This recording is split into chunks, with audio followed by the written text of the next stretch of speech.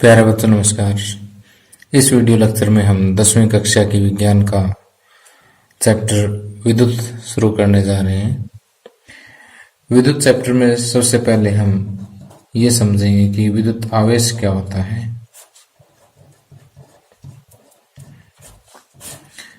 अब देखिए विद्युत आवेश क्या होता है, ये समझने के लिए हम एक छोटा सा एक्सपेरिमेंट करते हैं। मान लीजिए कि ये हमारे पास एक कोई प्लास्टिक का छोटा सा पेन है और ये मेरे पास कागज के छोटे छोटे पीसेस पड़े हैं। मैं इस पेन को इस कागज के टुकड़ों के पास लेके आता हूँ। देखिए कोई इफेक्ट नहीं पड़ रहा है, ठीक है।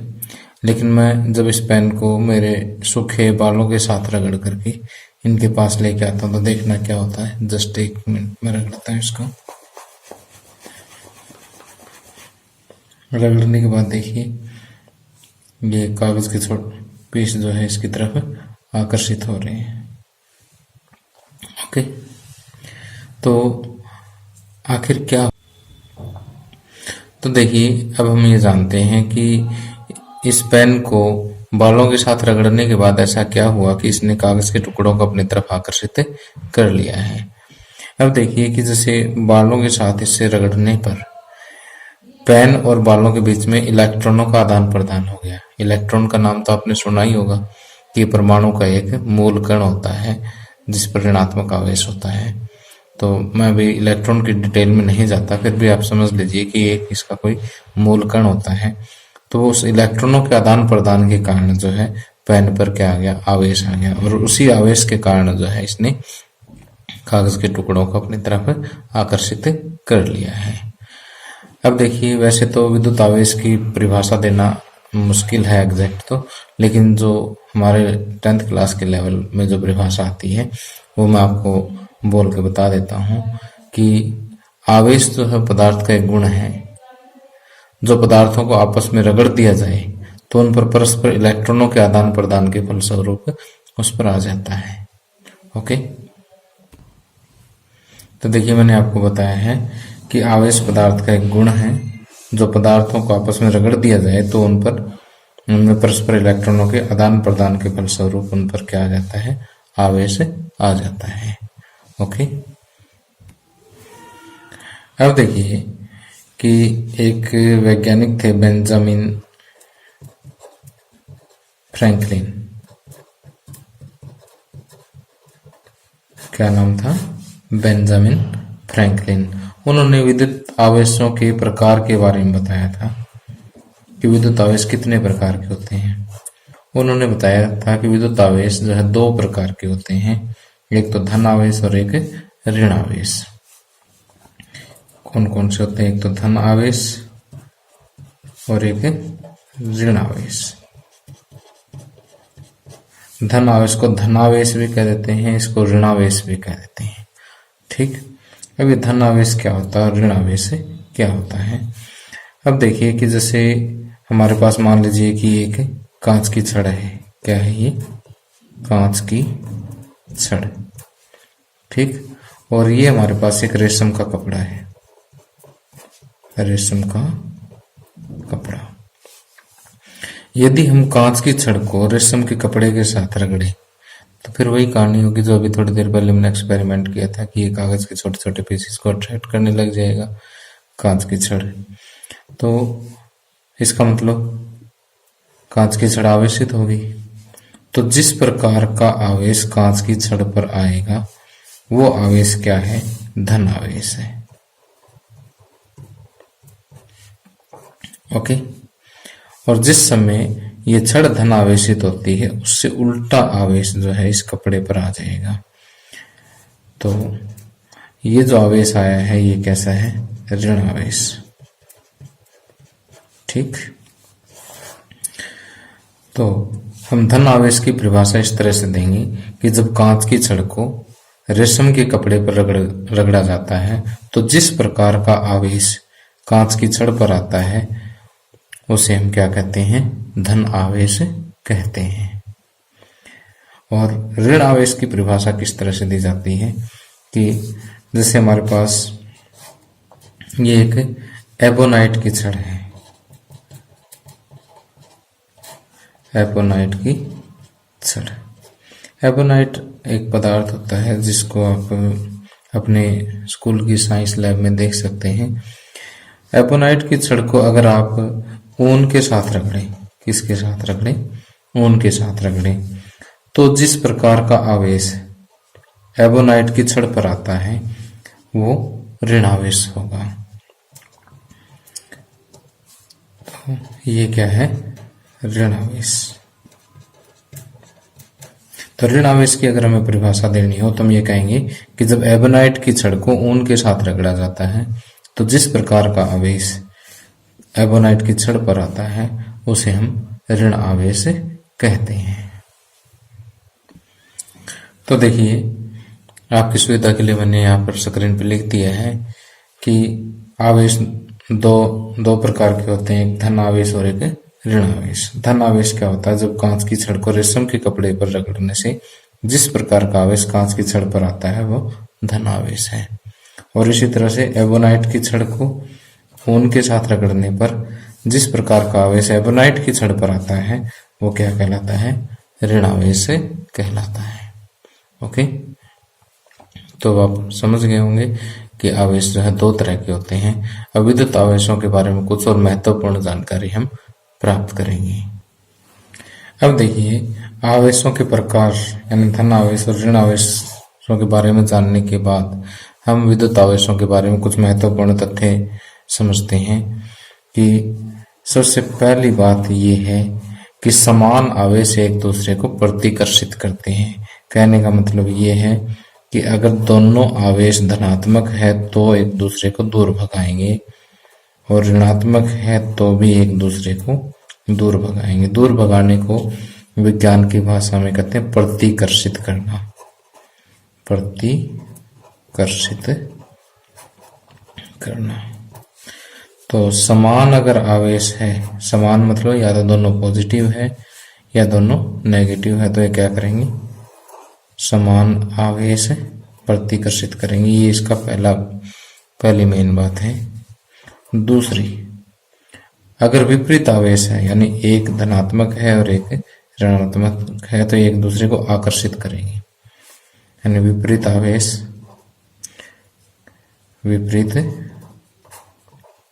आवेश क्या करेंगे? आकर्षित करेंगे। ओके, और आवेश का जो एसआई मात्रक है वो कूलाम है। ओके, एसआई मात्रक क्या है? कूलाम है। और कूलाम को हम अंग्रेजी के अक्षर सी से, कैपिटल सी से हम डिनोट करते हैं, ऐसे। ये कूलाम है। ओके, और इसके अलावा जो एक इलेक्ट्रॉन पर आवेश है, इलेक्ट्रॉन जैसे आपको पता ही है, जस्ट एक मिनट में बता देता हूँ, मैं डिटेल में तो नहीं जा पाऊंगा, कि हर एक पदार्थ आपको पता है कि छोटे छोटे कणों से मिलकर के बना होता है। जो सबसे छोटा जो कण है जो किसी रासायनिक क्रिया में भाग ले सकता है वो परमाणु है। क्या है वो? परमाणु। और परमाणु में आपको पता है कि प्रोटॉन न्यूट्रॉन होते हैं। प्रोटॉन पर धन आवेश, न्यूट्रॉन पर कोई आवेश नहीं, और इलेक्ट्रॉन इसके चारों ओर चक्कर लगाते हैं, और इलेक्ट्रॉनों पर ऋण आवेश होते हैं। ठीक, तो मैं इस कण की बात करता हूं जो नाभिक के चारों ओर चक्कर लगाता है। ऐसा आपने रसायन विज्ञान में पढ़ा होगा। तो जो इलेक्ट्रॉन पर आवेश है उसको हम ई से डिनोट करते हैं, और इलेक्ट्रॉन पर जो आवेश है वो लगभग 1.6 गुणा 10 की पावर -19 कूलाम होता है। ठीक, एक इलेक्ट्रॉन पर जो आवेश है वो कितना होता है? 1.6 गुणा 10 की पावर -19 कूलाम होता है। ठीक, अब कई बार क्वेश्चन आ जाता है कि एक कूलाम में कितने इलेक्ट्रॉन होते हैं? एक कूलाम में कितने इलेक्ट्रॉन होते हैं? तो जैसे हम यहाँ पर कहते हैं कि 1.6 गुणा 10 की पावर -19 कूलाम में तो एक इलेक्ट्रॉन हो गया, और एक में हो जाएगा 1 बटे 1.6 गुणा 10 की पावर माइनस 19। तो देखिए यहाँ पर ये आ जाएगा 1/1.6, 10 की पावर 19 को ऊपर लेके आएंगे 10 की पावर प्लस का 19 हो जाएगा। जब 1 को 1.6 से हम भाग देंगे तो ये आएगा 0.624 इंटू 10⁻⁴, ये कितना हो गया 19। अब ये एक पॉइंट अगर आप आगे लेके जाओ तो 6.24 इंटू 10⁻⁸ ओके, क्योंकि यहाँ से एक पॉइंट आप आगे लेके गए हो, इसका मतलब 10 की पावर 19 का मतलब क्या है 10 गुणा 10 की पावर 18, क्योंकि 18 और 1 19 पावर होगी। तो मैंने पहले क्या किया है कि इसको 18 गुणा 10 लिख लिया, 10 से इधर गुणा करेंगे तो ये एक पॉइंट आगे आ जाएगा। तो कहने का अर्थ ये है कि एक कूलाम जो है वो 6.24 इंटू 10⁻18 इतने इलेक्ट्रॉन्स के बराबर होता है। ठीक, यानी इतने इलेक्ट्रॉनों का जो आवेश मिलकर के क्या बनाता है, एक कूलाम बनाता है। तो आपने ये दोनों वैल्यूज अच्छे से याद रखनी है कि एक इलेक्ट्रॉन पर आवेश कितना होता है, 1.6 गुणा 10 की पावर माइनस 19 कूलाम होता है, और एक कूलाम आवेश में जो है कितने इलेक्ट्रॉनों का आवेश होता है 6.24 इंटू 10⁻18 इलेक्ट्रॉन्स। ठीक, तो विद्युत आवेशों के बारे में जो हमने महत्वपूर्ण बातें पढ़ी हैं वो अभी अपनी नोटबुक में नोट कर लीजिए कि समान आवेश एक दूसरे को प्रतिकर्षित करते हैं, विपरीत आवेश एक दूसरे को आकर्षित करते हैं। चाहो तो आप यहाँ पर छोटे छोटे चित्र बना सकते हो अपनी याददाश्त के लिए। कई बार जो हमने नोट्स में चित्र बनाए होते हैं उनसे वो चीजें आसानी से याद रह जाती हैं, और विपरीत आवेश जो है एक दूसरे को आकर्षित करते हैं। और कूलाम का जो असाई आवेश का जो असाई मात्रक है वो क्या है, कूलाम है। और एक कूलाम में जो है कितने इलेक्ट्रॉन होते हैं 6.242 गुणा 10 की पावर 18 इलेक्ट्रॉन, और एक इलेक्ट्रॉन पर आवेश कितना होता है 1.6 गुणा 10 की पावर माइनस 19 कूलाम। ओके, अब आगे हम जानते हैं कि विद्युत धारा क्या होती है। अब देखिए, विद्युत धारा और विभवांतर दो टॉपिक इसमें चैप्टर में स्टार्टिंग में आ रहे हैं हमारे पास। तो बहुत सारे बच्चे जो है इनमें कंफ्यूज रहते हैं कि विद्युत धारा क्या होती है और विभवांतर क्या होता है। कई बच्चों की इनकी डेफिनेशंस भी याद हो जाती है लेकिन वो समझ नहीं पाते। इसको चलो मैं एक देसी तरीके से समझाता हूँ जो बुक में तो नहीं लिखा, लेकिन आप उसके साथ समानता जो है वो मिला सकते हैं। कि मान लीजिए हमारे पास ये एक पानी की पाइप है। ओके, तो इसमें ये पानी की बूंदें हैं, ये इसमें फ्लो कर रही है, बह रही है। ठीक, तो सॉरी ये थोड़ा सा बड़ा बन गया। तो ये पानी की बूंदें जैसे यहाँ पर बह रही है तो यहाँ पर जैसे पानी की धारा बन जाती है, पानी की धारा बन जाती है। ठीक उसी तरह से किसी तार में से या किसी अन्य चालक में से अगर आवेश बहे, क्या बहने लग जाए, विद्युत आवेश अगर इसके अंदर से बहने लग जाए तो यहाँ पर क्या बन जाती है, विद्युत धारा बन जाती है। ओके, क्या बन जाती है, विद्युत धारा बन जाती है। अब देखिए कि विद्युत आवेश पानी की तरह से तो नहीं बहते, इसका थोड़ा सा तरीका अलग होता है, वो हम आगे डिस्कस करेंगे। लेकिन यहाँ पर आप एक समानता अगर आप देखेंगे तो आपको जो कंसेप्ट है वो समझ आ जाएगा। अब जैसे मान लीजिए कि अगर पानी के दोनों लेवल एक ही ऊंचाई पर हो तो क्या पानी बहेगा? सिंपल सी बात है कि नहीं बहेगा। एक थोड़ा सा ऊपर होना चाहिए लेवल, एक नीचे होना चाहिए, या यहाँ पर कोई मोटर वगैरह लगी होनी चाहिए जो पानी को एक तरफ से धकेल रही हो। तो यानी कोई ना कोई ऐसा, जैसे यानी यहाँ पर जो पानी का कण है वो थोड़ा सा ऊंचाई पर है, यहाँ जो पानी का कण है वो कम ऊंचाई पर है। और सीधी सी बात है कि यहाँ पर इसकी जो पोटेंशियल एनर्जी है वो ज़्यादा है, यहाँ पर पोटेंशियल एनर्जी इसकी कम है। MgH के नाम से आपने 9वीं क्लास में पढ़ा है कि यहाँ पर इसकी जो स्थितिज ऊर्जा है वो ज़्यादा है, यहाँ पर स्थितिज ऊर्जा कम है। तो इसका मतलब यहाँ से कुछ ऊर्जा मिली, उसकी वजह से ये नीचे की तरफ आया। तो जैसे इन दोनों सिरों के बीच में ऊंचाई का अंतर है, ऊर्जा का अंतर है, उसी की वजह से यहाँ पर ये पानी की बूंदें जो है या पानी के कण जो है वो फ्लो करते हैं। ठीक उसी तरह से अगर हम यहाँ पर कोई सेल या बैटरी जोड़ देते हैं, ठीक, तो सेल या बैटरी का जो नेगेटिव है वो क्या करेगा, इलेक्ट्रॉनों को धकेलेगा। जब इलेक्ट्रॉन इधर फ्लो करेंगे तो इलेक्ट्रॉनों से उल्टी क्या होती है, विद्युत धारा की दिशा होती है, उसके बारे में हम डिस्कस करेंगे। तो जैसे कहने का मतलब ये है कि जब इलेक्ट्रॉन फ्लो करेंगे तब क्या बनेगी, यहाँ पर विद्युत धारा बनेगी।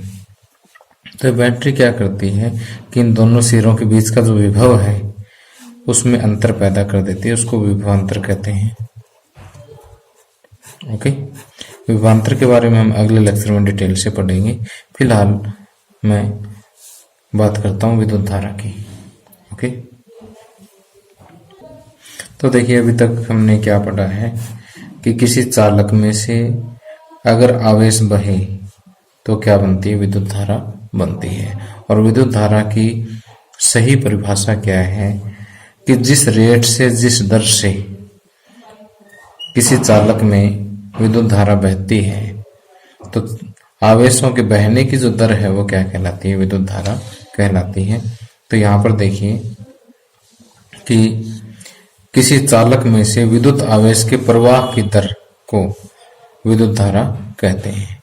किसको कहते हैं, आवेश के प्रवाह की दर जो है वो क्या कहलाती है, विद्युत धारा कहलाती है। कि प्रति सेकंड कितने आवेश इसमें से बह रहे हैं। अगर बहुत ज्यादा आवेश बह रहे हैं तो विद्युत धारा ज्यादा है, कम बह रहे हैं तो विद्युत धारा कम है। और विद्युत धारा का जो सूत्र है वो है सिंपल सा, प्रवाहित आवेश बटे में समय, प्रवाहित आवेश बटे समय। ओके, अब इसके बाद जो है विद्युत धारा को किस में मापते हैं, इसका मात्रक या इसकी इकाई जो है वो क्या है, एम्पियर है। एम्पियर को कैपिटल ए से डिनोट करते हैं। और इसकी अन्य इकाइयां, अन्य मात्रक जो है वो क्या है, मिली एम्पियर और माइक्रो एम्पियर है। मिली का अर्थ होता है 10 की पावर -3। मिली का मतलब क्या होता है, 10 की पावर -3। और माइक्रो का अर्थ होता है 10 की पावर -6। मिली को सिंपल जो हमारा अंग्रेजी अल्फाबेट का लेटर एम होता है उसे डिनोट करते हैं। मिली का मतलब 10 की पावर -3 होता है। मिली एम्पियर तो 10 की पावर -3 एम्पियर। और माइक्रो को जो है ग्रीक भाषा का शब्द म्यू, क्या है ये, म्यू, आधा में यू, म्यू। म्यू का मतलब, माइक्रो का मतलब होता है 10 की पावर -6। माइक्रो को म्यू से डिनोट करते हैं। तो माइक्रो एम्पियर 10 की पावर -6 एम्पियर होता है। इसकी छोटी इकाइयां हैं। अब आगे आता है कि विद्युत धारा जो है उसको किस यंत्र से मापते हैं। जिस यंत्र से मापते हैं उसे हम एमीटर कहते हैं। विद्युत धारा को जिस यंत्र से मापते हैं उसे हम एमीटर कहते हैं। और एमीटर जो है इसका सिंबल इस तरह से होता है, ए बीच में लिखा होता है। और आपने कई जगह जो अपने टीवी वगैरह के स्टेबलाइजर वगैरह हैं उनमें आपने देखा भी होगा कि एक इस तरह से घड़ी सी लगी होती है, एक सुई होती है, ठीक। तो ये दो तरह की आपने ये ऐसे मीटर देखे हैं जिसमें कईयों में बीच में ए लिखा है।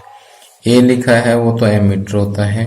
और एक मैं आपको बाद में बताऊंगा अगले लेक्चर में कि एक में वी लिखा होता है बीच में, वो वोल्ट मीटर होता है। तो अभी हम बात करते हैं एमीटर की। विद्युत धारा को आप किस में मापते हैं, एमीटर्स नामक यंत्र से मापते हैं। इसकी इकाई मैंने क्या बताई, एम्पियर। सूत्र क्या है, प्रवाहित आवेश बटे। देखिए विद्युत धारा के बारे में अन्य बातें बताने से पहले मैं आपको बता देता हूँ कि विद्युत परिपथ क्या होता है। विद्युत परिपथ। विद्युत परिपथ में मान लीजिए कि हमारे पास ये एक बल्ब है, एक उदाहरण के माध्यम से समझा रहा हूं मैं आपको। और ये इसका साथ एक बटन लगा हुआ जिसको कुंजी बोलते हैं, और ये यहाँ पर एक सेल लगा दिया, और ये विद्युत धारा को मापने के लिए हमने एक यंत्र एमीटर लगा दिया। तो इस तरह से कि एक ऐसा बंद पथ है जिसमें से विद्युत धारा बहे, ऐसा कि विद्युत धारा के सतत तथा बंद पथ को हम क्या कहते हैं, विद्युत परिपथ कहते हैं। सतत का मतलब लगातार, टूटा हुआ नहीं होना चाहिए, बंद होना चाहिए। ओके, ठीक। अगर आपने इसका बटन बंद कर दिया, यानी अगर स्विच ऑफ कर दिया, तो ये यहाँ से पथ टूट जाता है और विद्युत धारा इसमें से नहीं बहेगी। ओके, तो विद्युत परिपथ क्या होता है कि विद्युत धारा का सतत तथा बंद पथ विद्युत परिपथ कहलाता है। तो विद्युत परिपथ बताने के बाद मैं वापस वहीं आता हूं कि एमीटर जैसे अभी हमने देखा क्या होता है कि विद्युत धारा को मापने का यंत्र होता है, जो विद्युत परिपथ में कहाँ जोड़ा जाता है, श्रेणी में जोड़ा जाता है। इस तरह से सीरीज में जोड़ते हैं। ओके, समझ गए बात को। अब विद्युत धारा की दिशा, विद्युत धारा की दिशा जो है, जैसे मान लीजिए किसी चालक में से इलेक्ट्रॉन बहने की दिशा ये है, तो इससे उल्टी दिशा जो है हम विद्युत धारा की दिशा मानते हैं। तो इलेक्ट्रॉनों से उल्टी क्यों माने, इलेक्ट्रॉनों वाली मान लेते। तो एक्चुअल में हुआ ये कि जैसे सबसे पहले विद्युत की जो परिघटना है, यानी विद्युत का जैसे आविष्कार हुआ था, इसका सर्वप्रथम जो प्रेक्षण किया गया, उस समय इलेक्ट्रॉनों की जानकारी नहीं थी। उस समय ये मानते थे कि पॉजिटिव आवेश या धन आवेश जिस दिशा में बहेगा वही विद्युत धारा की दिशा है। ओके, वही क्या है, विद्युत धारा की दिशा है। तो इलेक्ट्रॉन इससे उल्टे चलेंगे, तो हम ये कहते हैं कि इलेक्ट्रॉनों के बहने की जो दिशा है उससे विपरीत दिशा में क्या बहेंगे, उससे विपरीत दिशा क्या होगी, विद्युत धारा की दिशा होगी। ओके, तो जो भी अभी मैंने समझाया है उसका आप नोट्स तैयार कर ले। मैं अभी स्क्रीन पे आपको दिखाता हूँ जो मैंने अभी आपको समझाया है। हम देखिए, मैंने आपको बताया था कि विद्युत धारा क्या है। किसी चालक में से आवेश के प्रवाह की दर जो विद्युत धारा कहलाती है। विद्युत धारा का सूत्र प्रवाहित आवेश बटे समय होता है। इसका मात्रक जो है वो क्या है, एम्पियर है। अन्य मात्रक जो है वो कौन से, मिली एम्पियर तथा माइक्रो एम्पियर है। 10⁻³ एम्पियर तथा 10⁻6 एम्पियर। इसके अलावा मैंने आपको बता दिया था विद्युत धारा को जिस यंत्र से मापा जाता है उस यंत्र को हम क्या कहते हैं, एमीटर कहते हैं। और एमीटर का प्रतिरोध कम होता है, इसलिए इसको श्रेणी क्रम में जोड़ा जाता है। यहाँ से इंपॉर्टेंट क्वेश्चन निकलता है कि एमीटर को कैसे जोड़ेंगे, समांतर क्रम में जोड़ेंगे, श्रेणी क्रम में। तो ये श्रेणी क्रम इसका आंसर होगा। और विद्युत धारा की दिशा कौन सी होती है, इलेक्ट्रॉनों के प्रवाहित होने की दिशा की विपरीत दिशा जो है इसकी विद्युत धारा की दिशा मानी जाती है। ओके, और विद्युत परिपथ क्या होता है, किसी विद्युत धारा के सतत तथा बंद पथ को विद्युत परिपथ कहते हैं। अब यहाँ से एक चीज और रह गई थी लास्ट, कि 1 एम्पियर की परिभाषा लिखो। 1 एम्पियर, अब देखिए कि विद्युत धारा का सूत्र क्या है, विद्युत धारा का सूत्र है आवेश बटे समय। तो हम ये कहते हैं कि अगर किसी चालक में से 1 कूलाम का आवेश 1 सेकंड में बह रहा हो या प्रति सेकंड बह रहा हो, तो उसमें बह रही विद्युत धारा का जो मान है वो क्या होगा, 1 एम्पियर होगा। ठीक, तो सूत्र से ही आपको इकाई की परिभाषा लिखनी है, मात्रक की परिभाषा लिखनी है। ठीक, एम्पियर किसका मात्रक है, विद्युत धारा का मात्रक है। तो विद्युत धारा के सूत्र से ही इसकी परिभाषा लिखी जाएगी कि यदि किसी चालक में से 1 कूलाम का आवेश प्रति सेकंड बह रहा हो तो उसमें से बह रही विद्युत धारा का मान 1 एम्पीयर होगा। ओके, अब आगे इसी विद्युत धारा टॉपिक पर एक छोटा सा न्यूमेरिकल दिया हुआ, उसको 1 मिनट में देख लेते हैं कि किसी विद्युत बल्ब के तंतु में से 0.5 एम्पीयर विद्युत धारा 10 मिनट तक प्रवाहित होती है। विद्युत परिपथ में प्रवाहित विद्युत आवेश का परिणाम ज्ञात कीजिए। तो देखिए आपको यहाँ पर क्या दिया हुआ है, विद्युत धारा दी हुई है, I दी हुई है 0.5 एम्पीयर और दूसरा समय दिया हुआ है 10 मिनट। 10 मिनट के सेकंड बना लीजिए, 10 गुना में 60 यानी 600 सेकंड का आपको समय दिया हुआ है। अब देखिए आपके पास मेन फार्मूला जो है वो क्या था, I बराबर Q बटे T। Q यहाँ पर आवेश है, T समय है। तो अब आप पूछा क्या गया है, यहाँ पर विद्युत आवेश पूछा गया है। तो आवेश क्यों निकालना, तो T को इधर I की तरफ ले जाए, गुना कर दीजिए। तो एज वी नो, हम जानते हैं कि Q बराबर I गुना T। I आपके पास है 0.5 एम्पियर और T कितना है 600 सेकंड। तो 0.5 को 600 से गुणा करेंगे तो 0.10 गुणा में 600, 0 से 0 कट गई। अब ये एम्पियर में, ये सेकंड में है, तो आवेश किस में होगा, कूलाम में। तो 6 5 30 और 1 0 और 300 कूलाम जो है वो आवेश इसका आ जाएगा। तो देखिए इसको लिखें कैसे, कि हमें दिया गया है, जो चीज दी गई वो लिख लीजिए। उसके बाद ये लिखने की जरूरत नहीं है, Q बराबर I गुना T, फार्मूला लिख दीजिए। I और T की वैल्यू रख के इसको इस तरह से सॉल्व कर लें। ओके, अब आगे एनसीईआरटी बुक में 3 क्वेश्चंस दिए हुए हैं कि विद्युत परिपथ का अर्थ क्या होता है, ये हम अच्छी तरह से पढ़ चुके हैं कि किसी विद्युत धारा के स्थिर तथा बंद पथ को हम क्या कहते हैं, विद्युत परिपथ कहते हैं। विद्युत धारा के मात्रक की परिभाषा यानी 1 एम्पीयर की परिभाषा हम अभी थोड़ी देर पहले पढ़ चुके हैं कि 1 कूलाम, अगर किसी चालक में से 1 कूलाम का आवेश प्रति सेकंड बह रहा हो तो उसमें से बह रही विद्युत धारा का मान क्या होगा, 1 एम्पीयर होगा। 1 कूलाम आवेश की रचना करने वाले इलेक्ट्रॉनों की संख्या परिकलित कीजिए। ये भी हम अभी लेक्चर में कर चुके थे कि 1.6 गुणा 10 की पावर -19 कूलाम जो है आवेश की रचना करेगा 1 इलेक्ट्रॉन, और 1 कूलाम आवेश की करेगा 1 बटे 1.6 गुणा 10 की पावर -19 इलेक्ट्रॉन। जब हमने इसको सोल्व किया था तो ये वैल्यू आई थी कितनी, कि 6.24 गुणा 10 की पावर 18 इलेक्ट्रॉन। ओके, तो प्यारे बच्चों, इसी के साथ ही लेक्चर समाप्त होता है। अगले वीडियो लेक्चर में हम विद्युत विभव तथा विभवांतर के बारे में पढ़ेंगे, इसकी परिभाषा, इससे संबंधित सूत्र और उस पर आधारित जो है संख्यात्मक प्रश्न है उनको हल करेंगे। तो तब तक आप अपने नोट्स अपने कॉपी में जरूर प्रिपेयर कर लें, क्योंकि एग्जाम टाइम में आपकी बहुत हेल्प करेंगी। Thank you, have a nice day.